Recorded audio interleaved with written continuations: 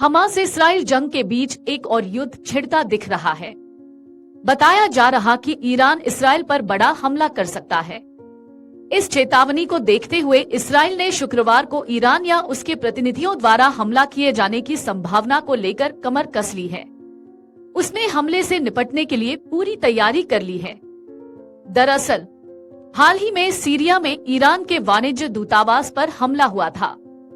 इसमें 2 ईरानी जनरलों की मौत हो गई थी। इससे ही ईरान बौखलाया हुआ है और उसने हमले का आरोप इस्राइल पर लगाया है। साथ ही उसने जवाबी कार्रवाई करने की चेतावनी दी है।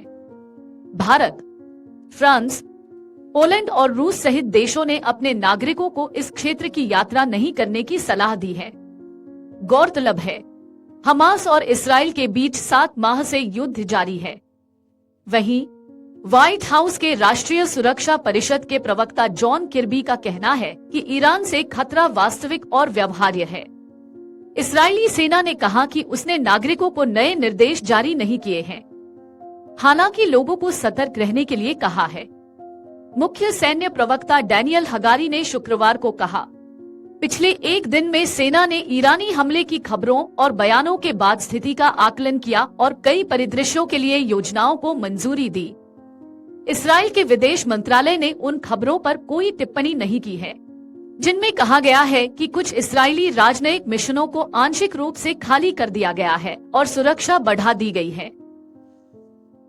इस्राइल के एक बड़े दैनिक अखबार में कहा गया है, बदला लिया जाएगा और अगले कुछ दिनों में ही।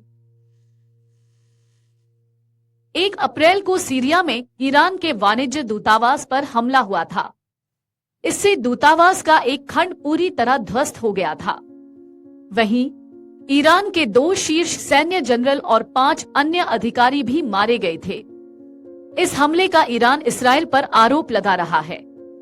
साथ ही उसने जवाबी कार्रवाई करने की चेतावनी दी है। हालांकि इस्राइल ने हमले की जिम्मेदारी नहीं ली है। ईरान के सर्वोच्च नेता अयातुल्ला अली खामनेई ने बुधवार को चेतावनी दी थी कि इस्राइल को सजा दी जानी चाहिए।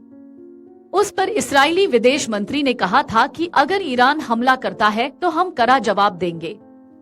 इस्राइल द्वारा काफी दिनों से सीरिया में ईरान से जुड़े ठिकानों पर हमला किया जा रहा था, लेकिन ताजा हमला अपने आप में पहला है जिसमें ईरानी दूतावास को निशाना बनाया गया।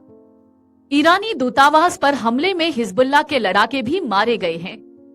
अब हिजबुल्लाह के नेता हसन नसरल्लाह ने बीते शुक्रवार को कहा था कि बेशक ईरान जवाब देगा, लेकिन उन्होंने कहा था कि हिजबुल्लाह इसमें कोई दखल नहीं देगा। इस्राइल हमास युद्ध के बीच ईरान द्वारा इस्राइल पर हमले की तैयारी से संघर्ष के पश्चिम एशिया के बड़े इलाके में फैलने का डर भी पैदा हो गया है।